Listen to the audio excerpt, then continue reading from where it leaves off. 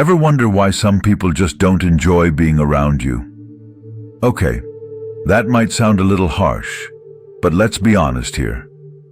We all have those little habits that make others secretly roll their eyes as soon as we walk in the room. I know I do. Today I'm spilling the tea on some bad habits that might be causing others to look down on you. Yes, you heard that right. And guess what? I've been guilty of most of them myself. So if you're brave enough to stick with me, we're diving in. It's going to be controversial, brutally honest, and a whole lot of fun. Ready to find out if you're accidentally the worst? Let's jump in. Lesson 1. Gossiping. All right, let's dive into the juicy topic of gossip. Let's be real. We've all done it at some point, right? Whether it's sharing some workplace tea or dishing about someone's relationship drama, it can feel harmless, even fun. And hey, who doesn't like feeling in the know? But here's the harsh reality. When you're the one spreading gossip, guess what everyone else is thinking? If they're talking about so-and-so behind their back, what do they say about me when I'm not around? Yup, gossip breeds distrust, and it can quickly turn toxic. I learned this the hard way. I used to think gossiping made me more relatable, like sharing the latest scoop would help me connect with people. But in reality, it had the opposite effect. People started avoiding deeper conversations with me, keeping things surface level because they didn't trust me. I became known as the person who knew everyone's business, but didn't have any real friends. Tough pill to swallow, but true. And here's the kicker. Gossip isn't just bad for your relationships, it's bad for you. When you're always focused on others' lives, you're avoiding your own. Gossiping became a way for me to distract myself from my own issues. Instead of working on what I needed to fix, I was caught up in what others were doing wrong. That negativity and insecurity didn't just affect my friendships, it affected my mindset. I realized if I wanted genuine, meaningful connections, I had to stop using gossip as a way to bond.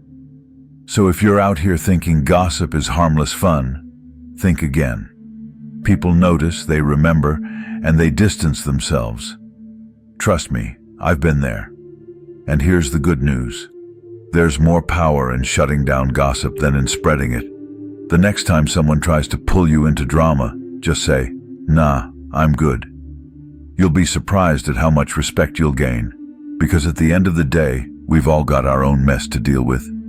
Let's focus on cleaning up ours instead of airing out everyone else's. Lesson 2. Being passive-aggressive. Passive aggression. The fine art of not saying what you really mean, but expecting others to understand you anyway. You know exactly what I'm talking about. The classic, "I'm fine," delivered with a face that says anything but fine. Or when someone asks you to do something, and you respond with, "Yeah, sure, whatever," while secretly plotting their demise. We've all been there. It's like a twisted version of emotional warfare. I used to think passive aggression was a clever way to dodge confrontation. Like, why have an argument when you can drop subtle hints and make them feel bad for not reading your mind, right? Wrong. I learned the hard way that people aren't mind readers, and if they are, they're choosing to ignore those signals on purpose. Real talk. I was the queen of passive-aggressive texts. If someone bailed on plans, instead of just saying, "Hey, that wasn't cool," I'd hit them with, "Wow, must be nice to be so busy." Or if a friend annoyed me, I'd give them the silent treatment, expecting them to magically figure out why I was upset. Spoiler alert, no one ever figured it out. I just looked like an immature drama queen. Here's the thing with passive aggression. It's like emotional dodgeball. You think you're avoiding the problem, but really, you're just throwing frustration at others without giving them a chance to fix it. It's exhausting for you and for everyone around you. Worst of all, it makes people see you as difficult, manipulative, or just plain childish. No one wants to deal with someone who can't say what they actually mean. Passive aggression comes from a fear of being vulnerable. We think we're avoiding conflict, but really we're sabotaging our relationships. Instead of saying, "Hey, that hurt," or "I'm upset because," We play mind games, hoping others will figure it out. But here's the hard truth. It's not their job to guess your feelings. It's your job to communicate them. I remember the moment it all hit me. I was in a huge fight with a friend, throwing passive-aggressive comments left and right, waiting for them to get the point. But instead, they just looked at me and said, "If you can't tell me what's actually wrong, I can't help you." That was a wake-up call. I wasn't being clever or strong by holding back my feelings. I was just being a coward. Since then, I've made it a point to say what's really on my mind. I know wild, right? It's terrifying at first, but it feels so good afterward. When you stop playing emotional dodgeball and start having real conversations, everything gets easier. People respect honesty, even when it's uncomfortable. And more importantly, you respect yourself for being direct instead of hiding behind passive-aggressive behavior. So the next time you're tempted to send that shady, "I guess that's fine" text or give someone the cold shoulder, ask yourself, do you want to keep dodging the problem, or do you want to face it head on? Trust me, life gets a whole lot simpler when you stop expecting people to decode your emotions and just tell them what's up. And who knows? They might surprise you by actually fixing the problem. Crazy, right? Lesson 3. Never taking responsibility. All right, let's dive into a classic, never taking responsibility. You know the type. Nothing is ever their fault. Missed a deadline? It's because the Wi-Fi was down. Failed a test? The teacher just doesn't like them. And hey, I've been there. I was the master of making excuses. Let's be real. Blaming something or someone else feels good in the moment. It's like a free pass that makes you feel less guilty. But here's the harsh reality. When you always deflect responsibility, you're basically telling the world, "I can't handle my own life." And guess what? People will start seeing you as unreliable, immature, and, well, kind of a mess. Let me share a story from my own life. Back in school, I was famous for not doing my homework. But I always had a reason ready.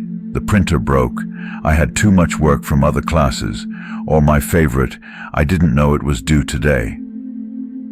Eventually, one of my teachers pulled me aside and said, "You know, every time you make an excuse, you're robbing yourself of the chance to grow.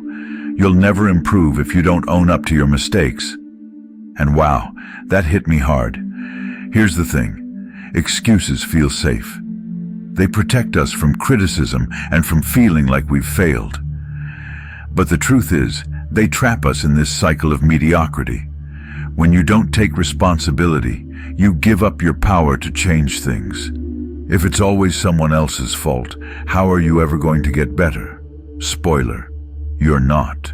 I realized that my excuses weren't protecting me. They were holding me back.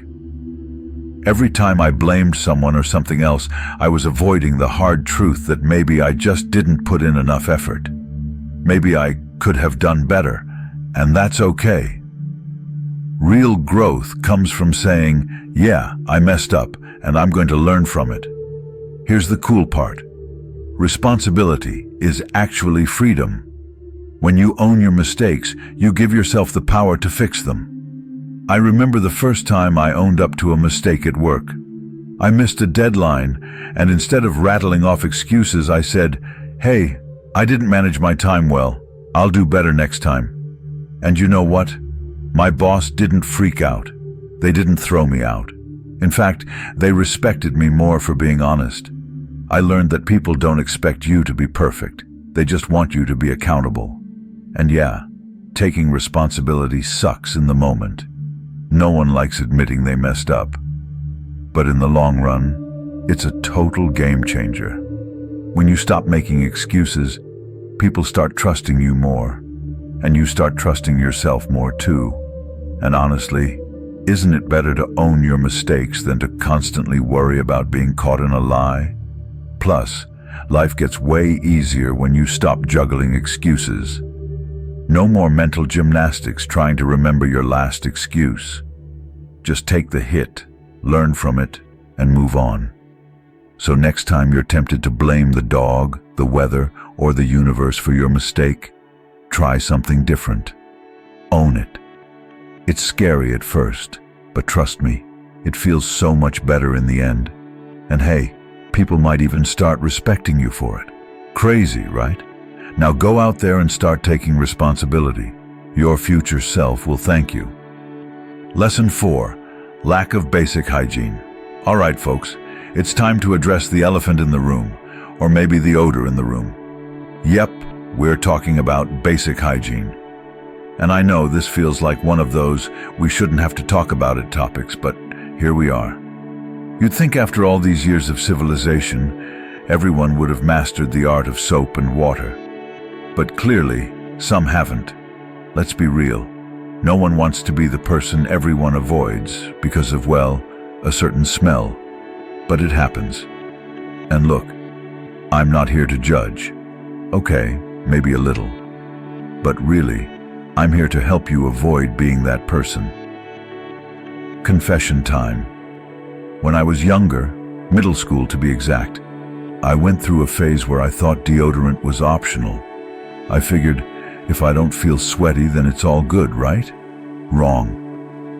It wasn't until someone awkwardly suggested I try a new body spray that I realized I'd been stinking up the place. That was my wake-up call. I rushed home and stocked up on everything in the hygiene aisle that day. But here's the thing. Hygiene isn't just about smelling good. It's about showing respect, not just to others, but to yourself. Because let's be real, if you're not taking care of basic hygiene, people start to wonder what else you're neglecting. It's like waving a silent red flag.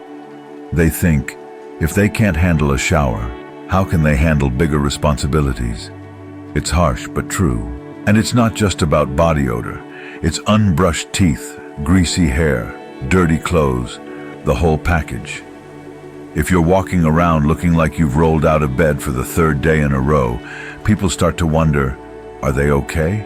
Are they even trying? And here's the deeper part. Sometimes a lack of hygiene is a sign of something more serious. Depression, burnout, low self-esteem. It's all connected. I've been there. When I was going through a rough patch, I'd skip the basics thinking, what's the point? But here's the thing. Not taking care of yourself physically can drag you down even further mentally.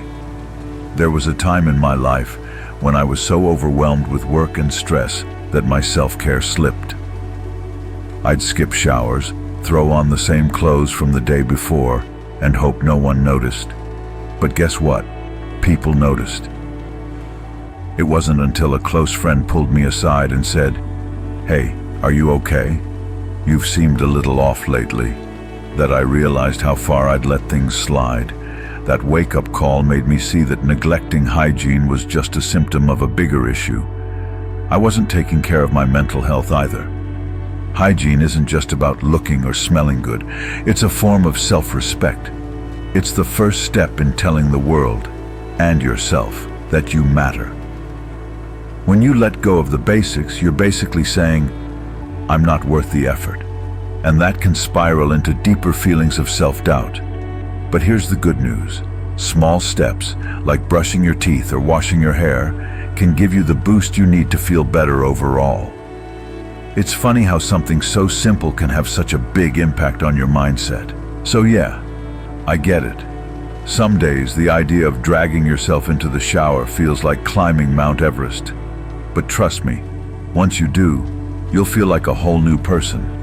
And hey, the people around you will thank you too.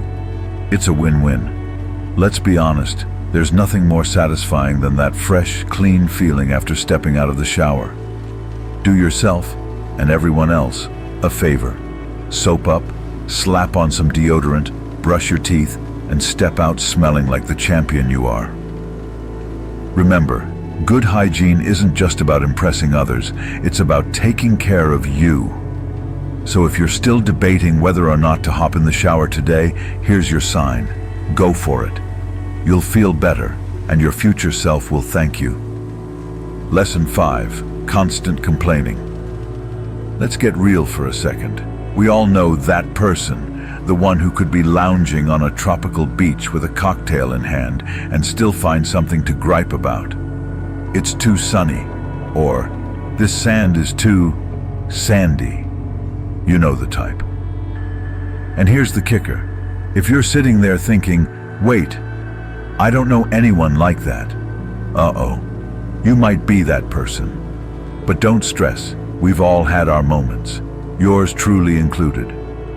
I went through a phase, especially when I was stressed, where I just couldn't stop complaining. And not even about the big stuff. I'd walk into work like, why is it so cold in here? Or, why is this coffee terrible? It was like a reflex. One day though, a friend straight up told me, you know you complain more than anyone I've ever met, right? And, wow, that stung. I hadn't even realized how negative I'd become. Here's the truth. Constant complaining is exhausting for you and for everyone around you. It's like negativity is contagious.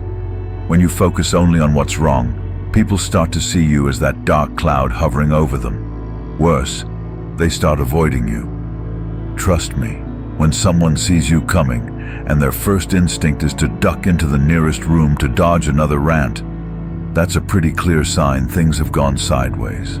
Now, here's where it gets uncomfortable. Complaining feels good in the moment. It's like venting steam, but here's the catch. It isn't harmless. Complaining locks you into a cycle of negativity where you focus only on the bad, and that's all you start to see. You train your brain to tune out the good things happening around you, and let's be real, if you're always the one complaining, people start to wonder, maybe the problem isn't the world, maybe it's you. Ouch, right? The deeper issue is that constant complaining is often a mask for something bigger. During my own complain fest, it wasn't really about the bad coffee or the cold office. It was about feeling overwhelmed and not in control of my life. Complaining became my go-to outlet, but it wasn't fixing anything. If anything, it made things worse. I was amplifying the negativity, broadcasting my problems instead of finding solutions. No one wants to hear that broken record on repeat, so I decided to make a change. I started doing something that felt wild at first. Every time I wanted to complain, I asked myself, what can I do about this? If I couldn't fix it, I let it go. If I could, I took action instead of whining. It wasn't easy, but over time, I noticed a massive shift. Not just in how people responded to me, but in how I felt about myself. Here's the thing, life will always throw you curveballs. Things will go wrong, that's just reality. But when you focus solely on the negatives, you block yourself from seeing what's right. And that blocks gratitude, which is the true antidote to complaining. The more you practice looking for the good, the less you'll feel the urge to complain. And guess what? You start attracting positivity. People want to be around you because you lift them up rather than dragging them down. So if you find yourself complaining about everything from the weather to the Wi-Fi, maybe take a step back. Ask yourself, am I actually trying to fix this, or am I stuck in a habit of whining? Because let's be honest, constant complaining, it's not cute, and it's definitely not helping anyone. Next time you feel a complaint bubbling up, try this instead. Find something to be thankful for, anything. You'll be surprised how much better you'll feel, and trust me, the people around you will thank you for it. Complaining may feel like the easy route, but focusing on the good. Now, that is a real power move. Lesson 6, being chronically late. All right, let's talk about a habit that's way more common than it should be, being chronically late. You know the type. There's always that one person who's perpetually running behind. They hit you with the classic, I'm just 5 minutes away, and somehow that turns into 20. Or they send the, I'm on my way text from the couch while still in pajamas. Yup, we're talking about those who always seem stuck in a time warp. Now, before you start throwing excuses my way, let's be real for a second. I've been that person. I was the undisputed champion of fashionably late, except it wasn't fashionable, and it definitely wasn't stylish. It was just late. I thought I was making some rebellious stand against time, but guess what? It wasn't cool. It was just inconsiderate. I had a terrible habit of being late to everything. Meetings, dates, family dinners, you name it. I thought I was immune to the normal rules of time management. But then one day, my best friend called me out. She said, "You know, being late isn't just about showing up late. It's about showing me you don't value my time." Ouch. That hit hard. I hadn't realized how disrespectful I was being to others. I was so wrapped up in my own time management mess that I didn't see the bigger picture. Here's the truth. Chronic lateness isn't just a quirky personality trait. It's a major red flag. It says to others, "My time is more important than yours," whether it's a job interview, a dinner with friends, or just a quick meetup. If you're always late, people will start to see you as unreliable, disorganized, and honestly, a bit disrespectful. And here's the spicy truth. Being chronically late often masks deeper issues. For some, it's about a lack of respect. But for others, it's a way to avoid commitment or confrontation. Sometimes we're late because we're dragging our feet, or because we don't really want to be there. We think, if I'm late enough, maybe they'll just think I'm busy or something. But what it really does is make people question your reliability, your interest, and even your integrity. I had to face that uncomfortable reality myself. I wasn't just late because I had a bad sense of time. I was late because I was scared to face certain situations. I realized I was using lateness as a buffer, an excuse to avoid being fully present. Once I recognized that, I worked on my time management and got honest with myself about why I was avoiding things. Being chronically late is more than just a bad habit. It's a symptom of deeper issues like poor time management, low self-respect, and a lack of consideration for others. When you're late, you're not just messing up your own schedule, you're telling others without words that their time and effort aren't important. That's a tough pill to swallow, but it's something that can be changed, and it's worth changing. I started setting reminders, planning ahead, and even getting places early, a concept that once seemed impossible. It wasn't easy, but the shift was real. People started to trust me more, and I felt way better about myself. I was no longer the late one. I became someone people could count on. So here's the challenge. If you're the chronically late one in your circle, it's time to level up. Start small, set your clocks 5 minutes ahead, plan your day the night before, or just leave earlier than you think you need to. Watch how your relationships, your reputation, and even your self-confidence improve. Because let's be real, being on time isn't just about showing respect to others. It's about not missing out on life's important moments. So stop playing catch-up and start showing up on time. Trust me, it'll make all the difference. Lesson 7. Playing the victim. All right, let's dive into a habit that, believe it or not, is a real crowd pleaser. Playing the victim. You know the type. They've always got a long list of complaints, and no matter what happens, it's always someone else's fault. If something goes wrong, they're the first to cry, "Why does this always happen to me?" Well, here's a truth bomb. Sometimes it's not the universe conspiring against you, it's your own mindset. Now, before you get defensive, I get it. Life throws curveballs, and some days, it feels like you're the only one catching them. But here's where it gets interesting. Playing the victim is often a sneaky way of avoiding responsibility and real growth. And let's be real, it's just not a fun vibe to be around. I've been guilty of it myself. I'd complain about how nothing ever went my way. Missed a promotion at work. My boss hates me. Relationship issues? I must be cursed. But here's the thing. I didn't realize how much I was slipping into the victim mentality until a friend sat me down for a heart-to-heart. She said, "You always see yourself as the victim, but have you ever thought about how much you're contributing to these situations?" Ouch. That hit hard, but it was the wake-up call I needed. Here's the kicker. Playing the victim can easily become a habit. It's like wearing a cloak of perpetual doom. You start believing that everything is happening to you instead of for you. And trust me, it's exhausting for both you and everyone around you. Plus, it stunts your personal growth. When you're constantly looking for someone to blame, you're not looking for solutions or learning from the situation. Here's a hard truth. Sometimes playing the victim is easier than facing the uncomfortable truths about ourselves. It's a way to dodge accountability. It's much more comfortable to say, "It's not my fault," than to look in the mirror and ask, "What could I have done differently?" But let's be real, that's not empowering.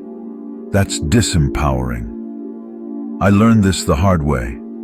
There was a time when I constantly blamed everyone else for my career setbacks. It wasn't until I started owning my decisions and actions that things changed. I stopped seeing myself as a victim and started seeing myself as an active participant in my own life. And let me tell you, it was liberating. Instead of waiting for things to magically improve, I started making changes, setting goals, and taking action. Playing the victim is like running on a hamster wheel. You're expending energy, but you're not getting anywhere. When you stop playing the victim and take responsibility, you break free from that cycle. Life's challenges won't disappear, but you'll be much better equipped to handle them. It's all about shifting from a mindset of helplessness to one of empowerment. So if you catch yourself slipping into that victim mentality, try this. Instead of asking, "Why is this happening to me?" ask, "What can I do about this?" Empower yourself to be the hero of your own story. It's far more rewarding than being the victim.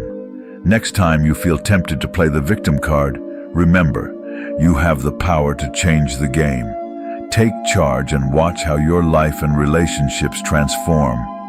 And hey, if you need a reminder, just rewatch this video. No victim mentality here, just a dose of tough love. Master emotional control. Mastering emotional control. Now, I know what you might be thinking. Emotional control? That sounds like trying to keep a straight face when you step on a Lego barefoot. But trust me, mastering your emotions isn't about becoming a robot. It's about learning to manage your reactions so that you stay in control, no matter what life throws at you.